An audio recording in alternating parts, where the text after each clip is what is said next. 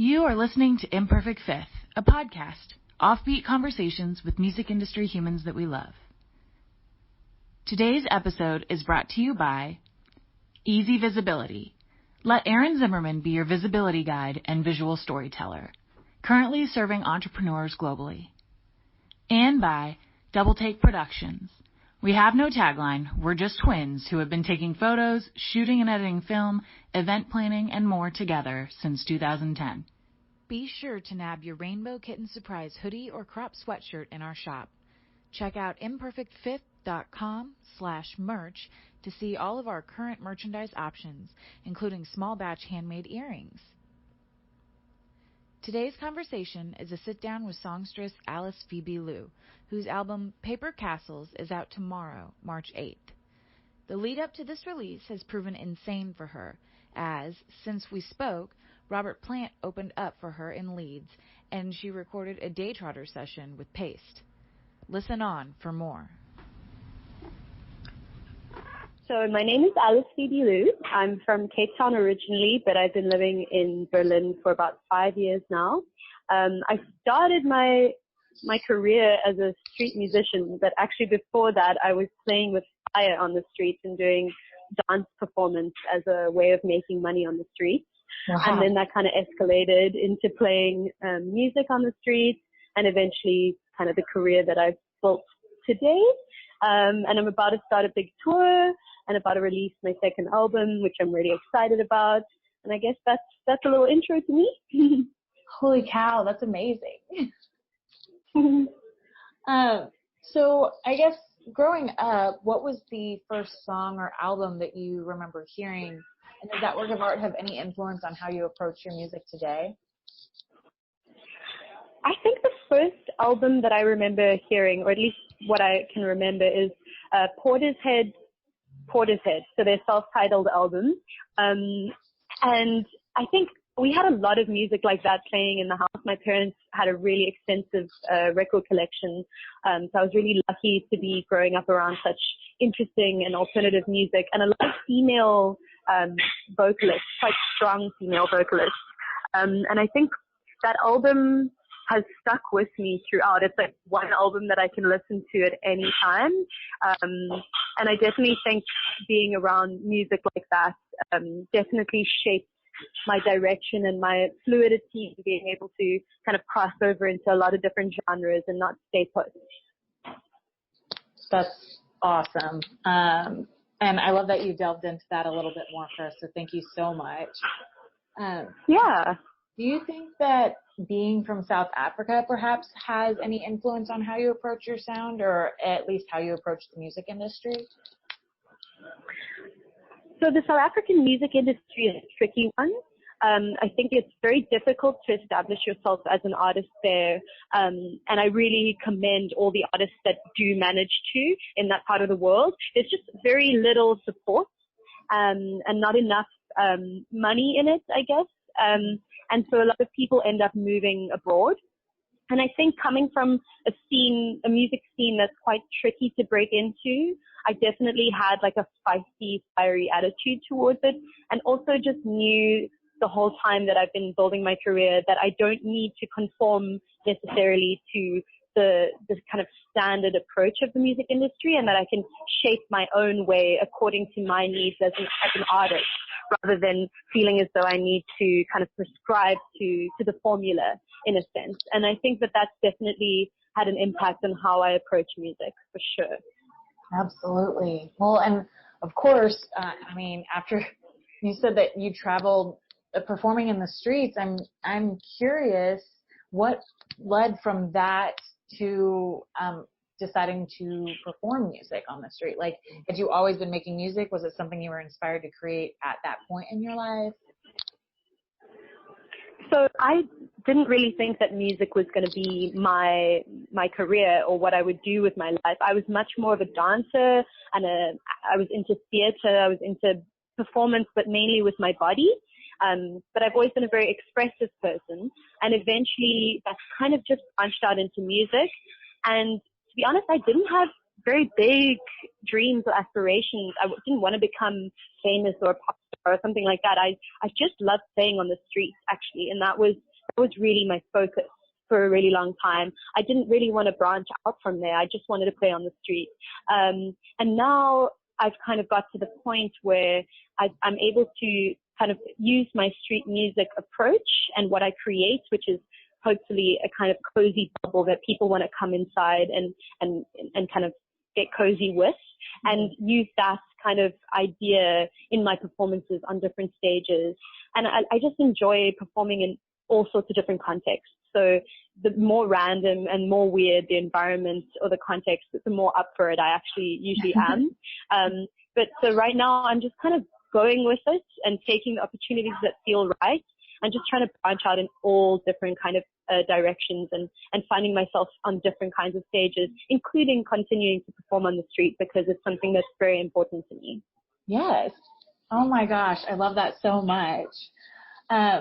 And especially with everything else that you have going on now at this point in your career, I know that you recently released the single and the accompanying video for Galaxies, and that is absolutely breathtaking.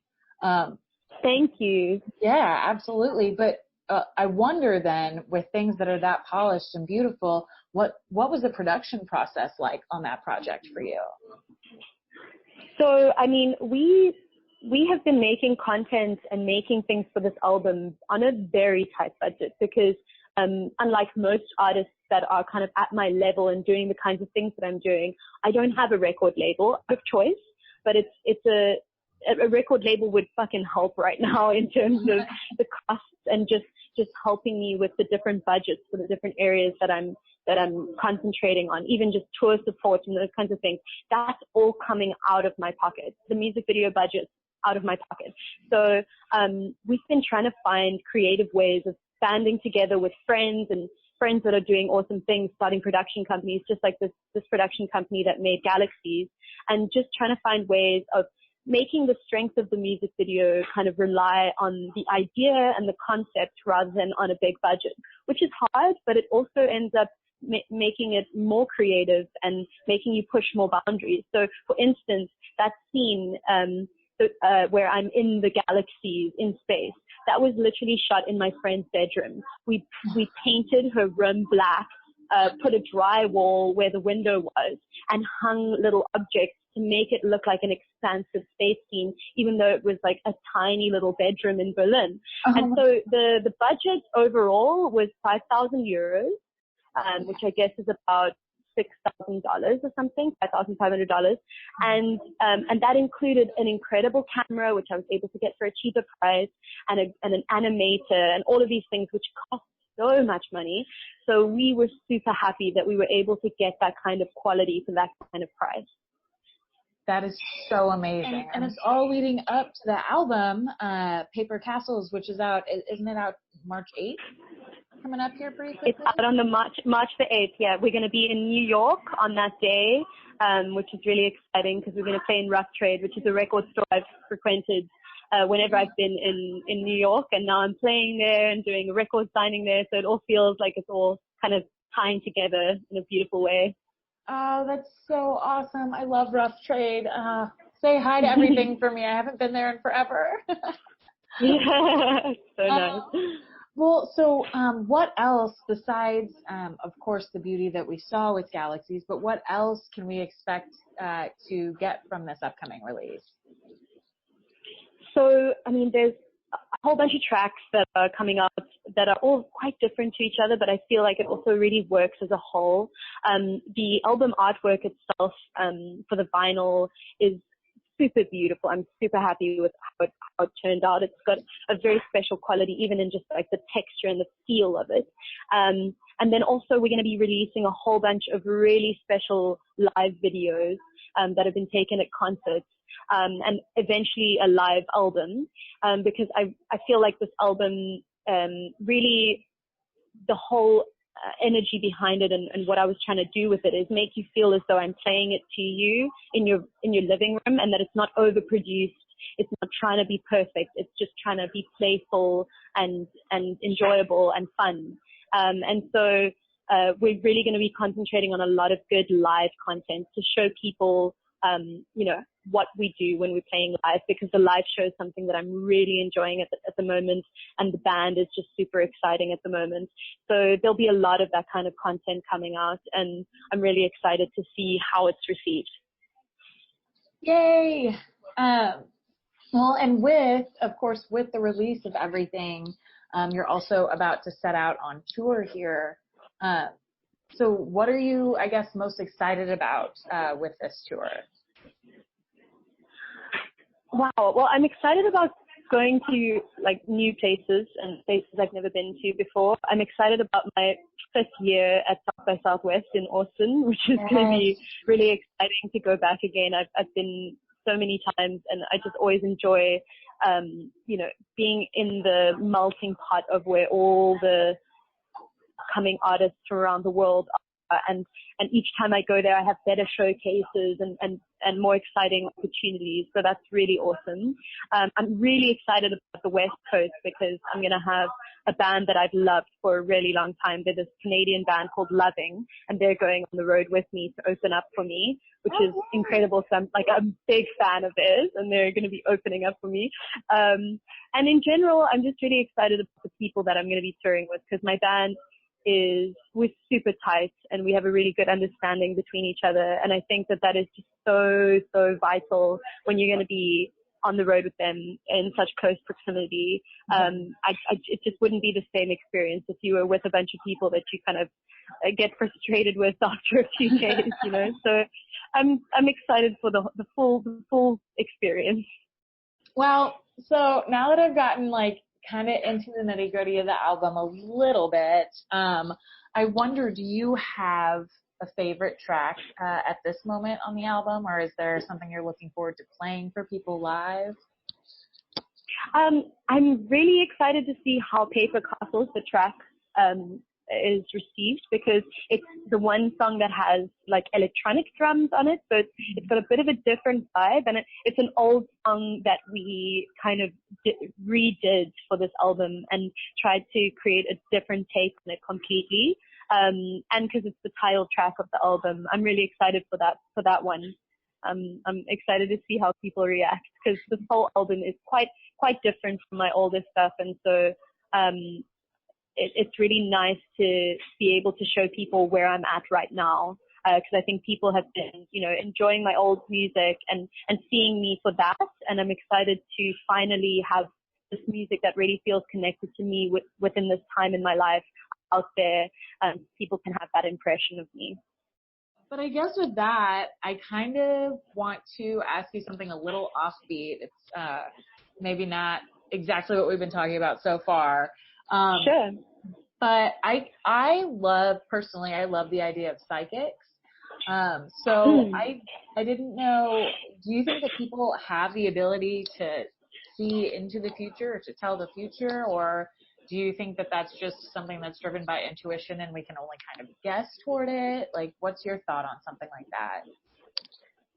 So I had this amazing experience. The first time I ever was in LA, I walked out onto Venice Beach for the first time, and this psychic guy who was on the side of the road, he had a few objects kind of randomly on his table, and he was like, "Come, I want to give you a reading." And I was like, "Nah, man, I don't have any money, not today," kind of thing. And he was like, I don't want your money. I just want to talk to you. And I was like, okay. And we had such an amazing experience just talking, and him kind of reading into me as a person, and reading my cards and doing those kinds of things. And we made observations of the people and the things that were, happening in Venice Beach, because it's such a crazy place.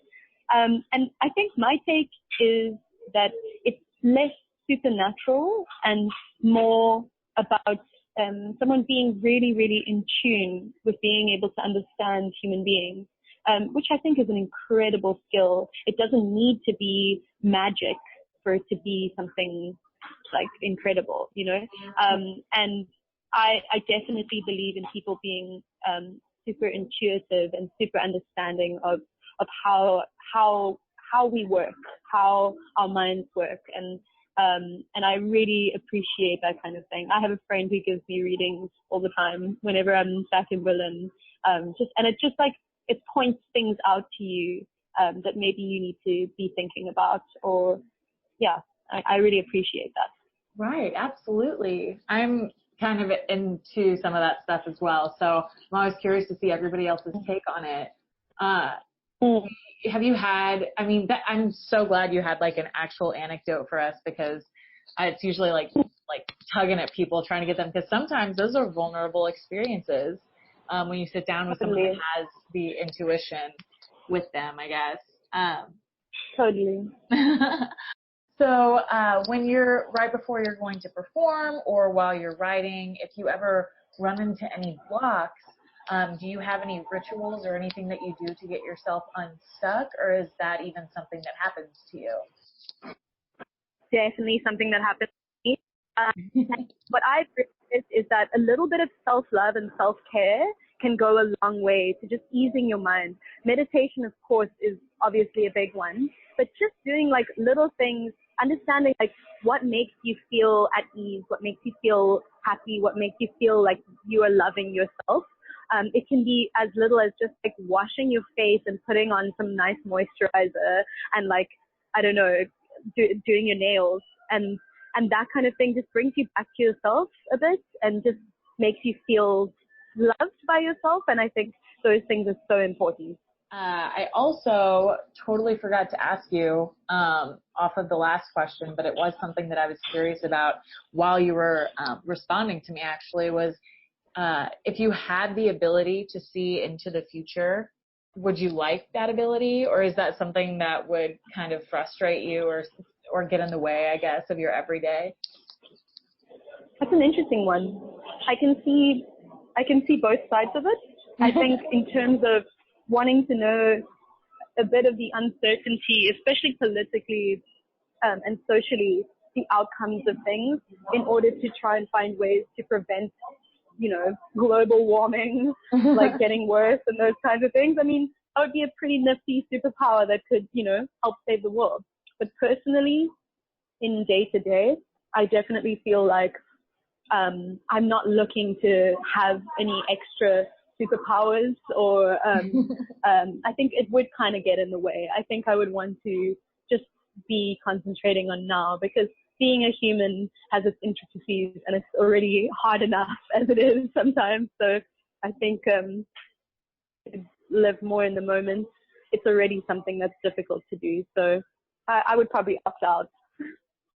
Was there a point in your life, I guess, when you realized that you could live in the moment? I mean, I don't know if you're like type A personality or anything like that, but I've always had issues living in the moment, and it's been the last couple of years that I've had to slow myself down. So I just didn't know at what point in your life you kind of realized I have to take it slow and pump the brakes a little bit. I think I learned a lot from other musicians around me, because as a musician in this kind of lifestyle and this kind of career that is kind of so determined by your input and by a very difficult industry, I think often this pressure kind of gets to you and you feel as though you need to be doing more, and you need to be trying to be more successful and more and more and more. And I watched how that affected people, and it definitely doesn't have a good effect on people. And especially as a woman, this idea that you have a time limit, that by the age of 30, if you're a musician, you're kind of washed up already in old news. And those kinds of ideas are things that I started to reject and understand that they don't exist. They're all in your mind. And even if they do exist out there in the world of how other people perceive things, it's not supposed to affect me, and it shouldn't. And just to realize that I'm in no rush, that I'm not trying to become super successful or super famous. So what do I really want? I just want to have a good time. I want to do what I love, and I want to, have enough money to survive. And I already have all of those things. So essentially, on my level of what success means, I already have it. So everything else is just extra. So I think at that point where I realized that I'm not running to anything, I'm not rushing towards anything, that's when I realized that I can live kind of more day to day and not project too much onto my future.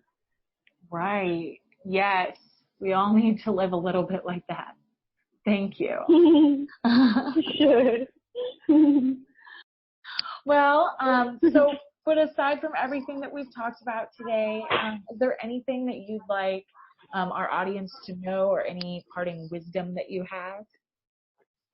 I guess just that after this whole album campaign is kind of over and I've hit the road and I've done all the things that I can do to get this album out there, I'm going to be concentrating on my other love, which is throwing parties and gearing up towards a festival in Berlin in 2020. And so they must watch out for Shenanigans, which is the name of my parties. And I'll be doing them in other parts of the world too, hopefully London and New York, and eventually turning it into a little mini record label where we do kind of one-off projects and limited edition vinyls for people and stuff like that. So going to start to build a little thing around Shenanigans. So that's the thing to look out for. Oh my gosh, yes. You're definitely, I mean, we'll keep our eyes peeled for sure, and I'll make sure everybody has everything. But if you at all want to send us anything along once you have big stuff happening, I want to pimp that out for you, for sure. Absolutely. Thank you. And for sure. All right. Well, thank you so much for taking a chunk of your day with us today. I greatly. Absolute pleasure.